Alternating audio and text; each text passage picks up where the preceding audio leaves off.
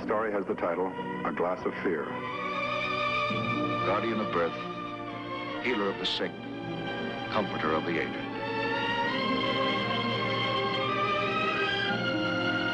And the qualities of the worthy physician are three: the eye of an eagle, the heart of a lion, the hand of a woman.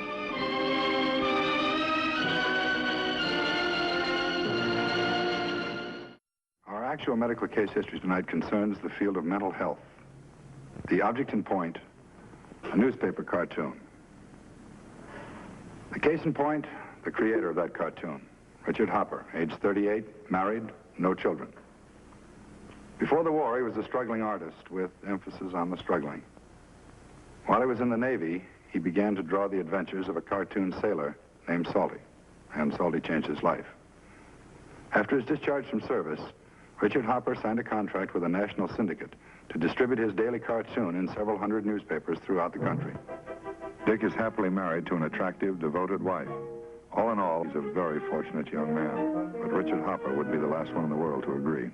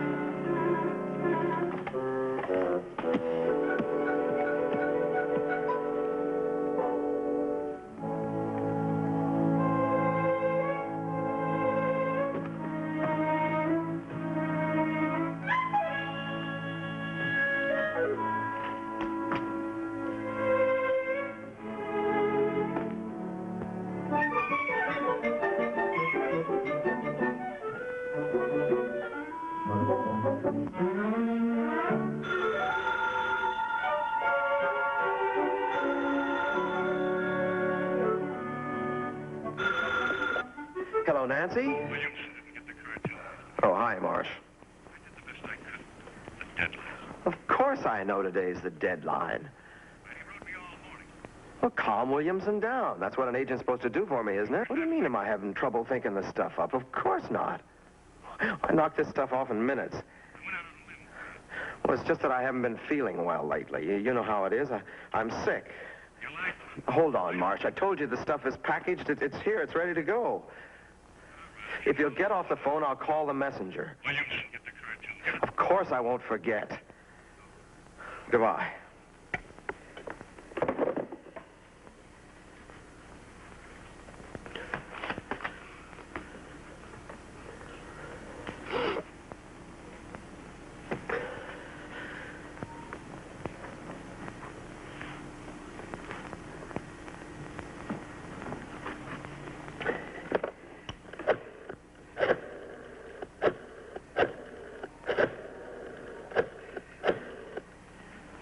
Hello, pharmacy? Who is this? This is Dick Hopper calling. Has my wife been in there this afternoon? She was going to pick up a couple of bottles of that Vitatonic for me. Oh, did he? Well, check, will you? Which is red? She left an hour ago. Well, thanks, Mr. Miller. Yes, it's nothing serious.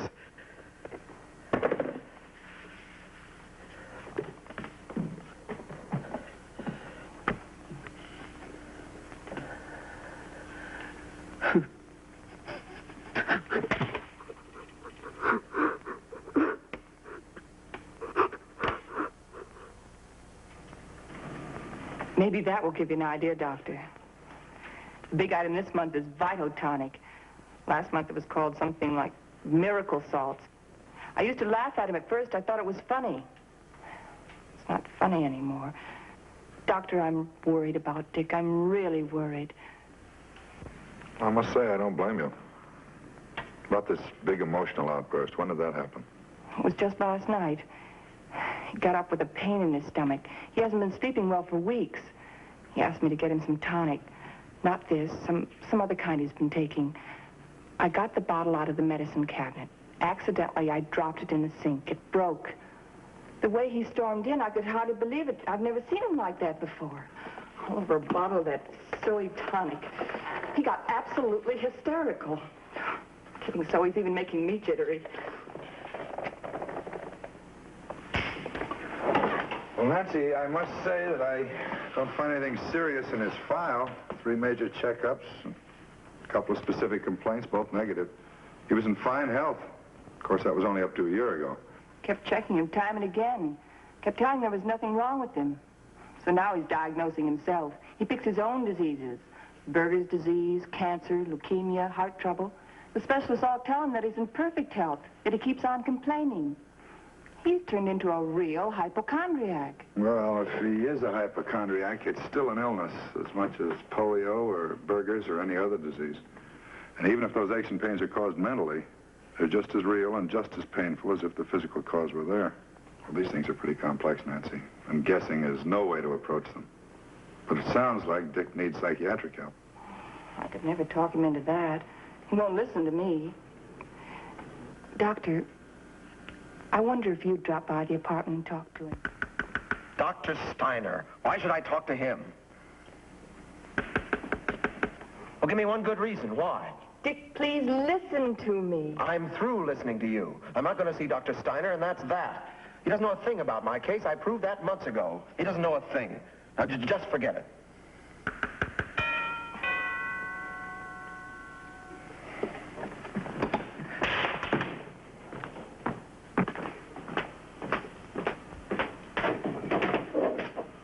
Hi, Marsh. Hi.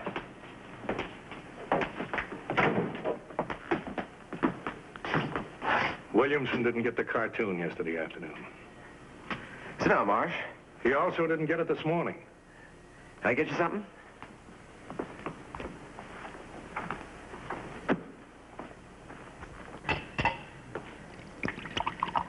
It's rough. This helps a little, not much. You told me on the phone yesterday that you were finished. You lied to me. You weren't halfway finished. Look, Marsh, I've been fighting this stomach. You know the trouble I have, and then these headaches. I thought I could get the stuff finished, but Nancy didn't get back with the medicine, and, well, I hope Williamson didn't ride you. You got me burned, brother. Burned, baked, and broiled. I don't like it. And I don't like being sick. What are you crying about? Isn't that what an agent gets 10% for? You don't know what I go through. You work with the finished cartoons. After the work's done, then you move in. Sure, that's easy, that's fine, but where were you when this was blank? I'll tell you where. Where I've been for the last 6 months. In Williamson's office. Trying everything to keep them from dropping you. Dropping me? Drop Salty? Hey, what's all the shouting about? Salty. He's trying to tell me they're going to drop Salty. Williamson told me this morning he'd like to keep Salty and drop you. Drop me? But I own Salty. He's offering you 25% of what you're getting now as a royalty. You're kidding. He must be kidding. I have a contract. The option's up in 2 months. Marsh, isn't there something you can do? I did the best I could do, Nancy. I'm sorry. You're sorry. I'll bet you're sorry. What an agent you are. You grab 10% to handle the top cartoon feature in the country, and what do? You louse it up. Dick, how can you talk like that? Marsh, it can't be that serious. For the last 6 months, it's been going downhill. Let's face it, it's flat. Salty isn't funny anymore. Oh, is that your opinion, Mr. Agent? Salty isn't funny anymore. That's my opinion. All right. Naturally, you wouldn't want to handle a cartoon that's not funny. Okay. You're fired. Understand? You're out. Dick, please, take it easy. You don't mean that. That's all right, Nancy. If that's the way he wants it, it's fine with me. Goodbye, Nancy. Good luck. Thanks. I'll need luck the way you messed this up. Dropping Salty, offering me 25%. You're no talent parasite. Go on, get out. All right, get out. And stay out. Glad to be rid of you. Been riding me for years, making a living off me. I'm sick of it. I'm sick and tired of it. Sick and tired. Sick and tired.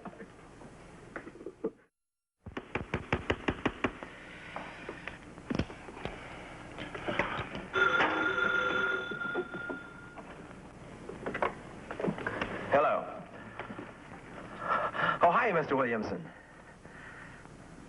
Yeah, Talman told you right. I'm handling Salty myself now. What seems to be the problem? The last 2 weeks have been in ahead of deadline. Not funny. Well, you never told me that before.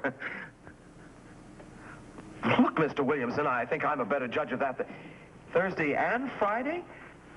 All right, sir. I'll get some replacements out to you. Bye. How about it? Pretty? Another one? Another? First in 6 months. You don't want me topped at the Harrisons, do you? Honey, tomorrow's the Harrisons' party. You haven't forgotten, have you? I'm afraid I have. I'm sorry, Nancy. I can't make it. But you promised a month ago. I said I'm sorry. I gotta work. You'd work better if you get away from that desk once in a while. Relax a little bit. Relax. The stupid party, eating all the wrong foods, those poison drinks, breathing on all that smoke. It's fun once in a while. Forget your job. Forget Salty. Might help you work a little bit. Please. Don't tell me how to work. It's hard enough as it is, without any amateur advice. I'm sorry. How would a party help? Talking to all those stupid friends of yours. They're your friends, too. I haven't got any friends. Making me go to a party when I'm sick. When are you going to stop dragging me to parties when you know I'm sick? If you're that sick, go see a doctor, but don't go in there and take any more of those quack remedies and expect them to do you any good. Look, my health is my business. A lot you care anyway, just so you don't have to miss a party. Forget the party. I wouldn't enjoy it anyway. I'm just saying if you're sick, go see a doctor. Find a doctor that's good for you. Someone you'll listen to. Then take his advice. I've seen doctors, plenty of doctors. You know that. And they've told you and told you and told you there's nothing wrong with you, Dick. You think that way too, don't you? I know that. I've known it for a year. I know what goes on. Big laugh, huh? What are you talking about? You know what I'm talking about. Dick's funny. Always worrying about himself, thinking he's sick. Big joke. Very funny. Lots of laughs. That's not true, and you know it. I know what goes on behind my back. I'm tired of it. I'm tired of being sick and not getting any sympathy, no understanding from you. And I'm tired of breaking my back at that drawing board every day to keep this place going. So you can have a car of your own, all the clothes you want, jewelry, the best of furniture, the best of everything. I didn't ask for it, Dick. No, but you sure take it. And I'm tired of giving. Giving all the time. Don't you think I'd like to get out of this rat race and do something else? Something I really want to do? Well, tell me, what is it? What do you want to do? I'll help any way I can, but it certainly doesn't make much sense going on the way we have been. You're right. It sure doesn't. And I'm glad you finally realized that. All right, how do we wind it up? Do you want to leave or shall I? Leave? What do you mean? Well, let's face it. There's no use stalling around about it. It hasn't worked out. It's obvious. We're no good for each other. Dick, we're both tired. We're upset. Let's talk about it later. We're going to talk about it right now. Let's face it, I can't stand it any longer. Dick, please, let's talk about it later. There isn't going to be any later. I can't stand it. I told you it's too much. I told you I can't take it any longer. I'm a sick man, but I've got to work. I've got to save my job. I can't do it with you on my back. Can't you see that? Give me a break, won't you? You really mean that, don't you? Of course I mean it. How many times do I have to tell you? I can't make it with you. It's finished. It's over. Dick, there's only one thing I have to say, and then I'll be quiet. I think you're a sick man. Not the way you think, not physically. But you're sick and you're a fool. Well, you won't listen to the doctors. You're too smart for everybody. You're a fool and you won't get over this thing until you stop being a fool. That's all I have to say.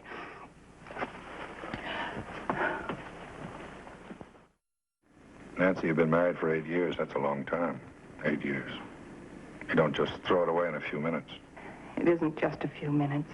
He's felt this way for a long time. He told me he's felt this way for years. Right now, I think he needs you more than anyone else. Oh, I couldn't go back. Not now. I can't explain it, Doctor, but it just wouldn't work. I know it's a lot to ask, Dr. Styner, but would you try to see him? Try to help him. Do something for him.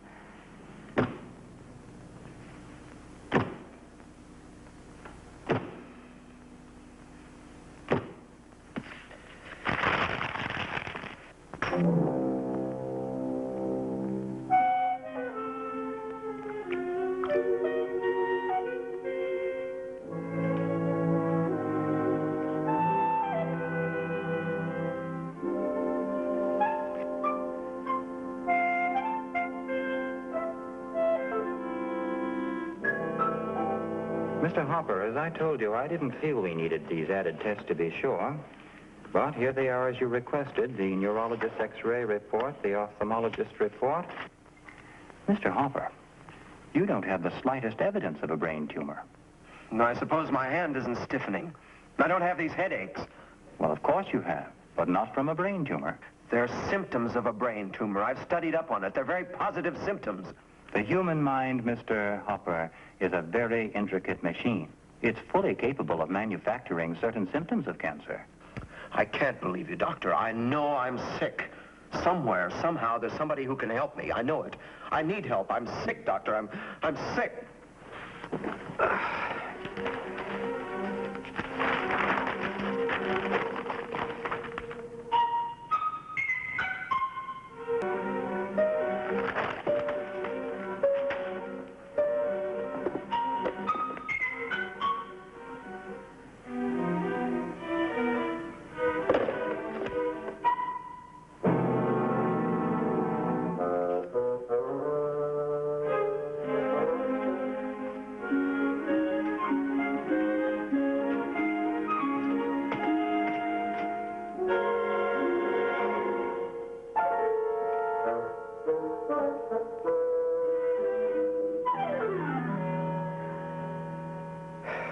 The last thing I remember, last thing as I was going out, was I didn't want to die. More than anything else, I didn't want to die. It's good to hear. There was a time I wondered about it. What happened to me, Doctor? I had everything I wanted. And suddenly everything was gone. What happened? I think you should know better than anyone. I guess I do. Your health goes, everything goes. That was it. I don't think I understand that. What was your big problem? Headaches. I had splitting headaches. I was trying to draw with a hand that was as stiff as a board. You had medical advice. The doctors who checked you said you were physically sound. I don't care what they said. I felt it. I can feel the stiffness now. I'm sick. Now, wait a minute.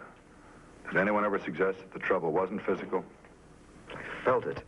I had the pain. I'd suffered with it. Dick, you called me here because you wanted me to help you. That's right, isn't it? You're the only one I could turn to. There's nobody else. And I've just got one point to make. I can't help you unless you help yourself.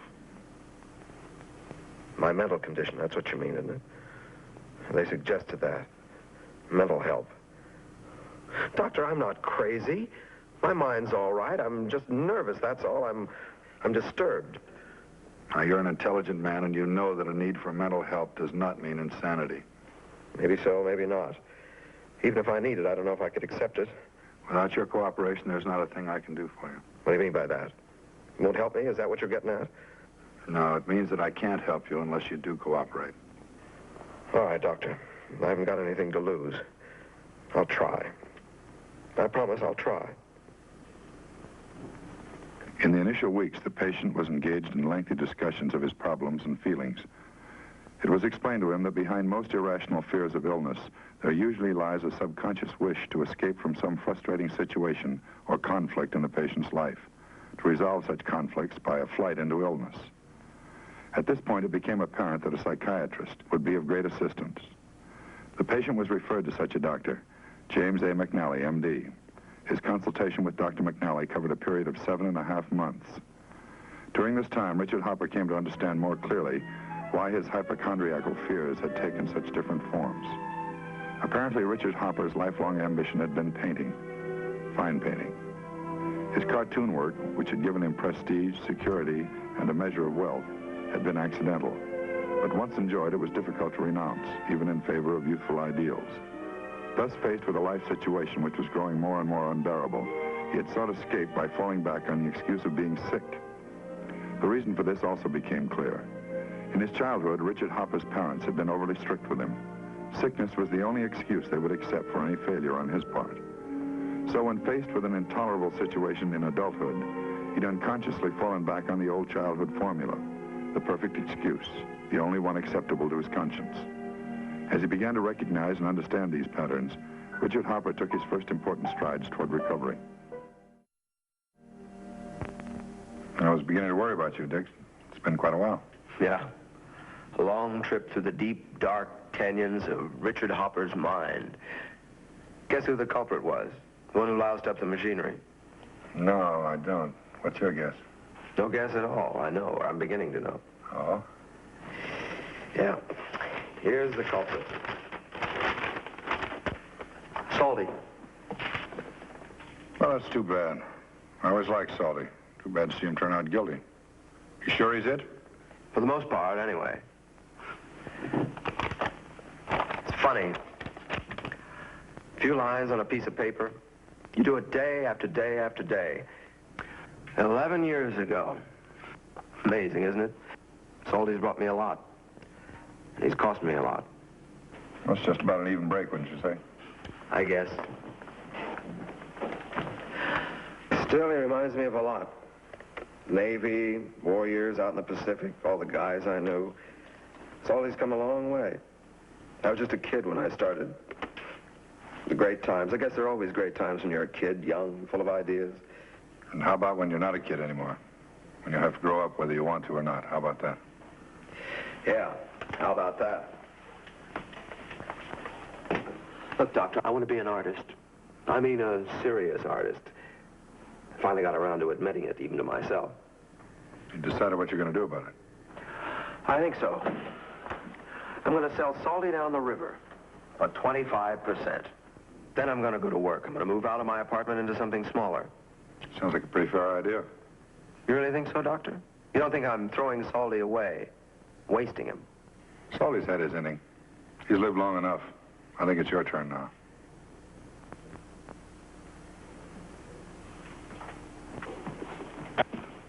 You said you wanted to get started by 4 to miss all the traffic. You're not even packed yet. I'll do it. You know, I'm glad I divorced Salty instead of you.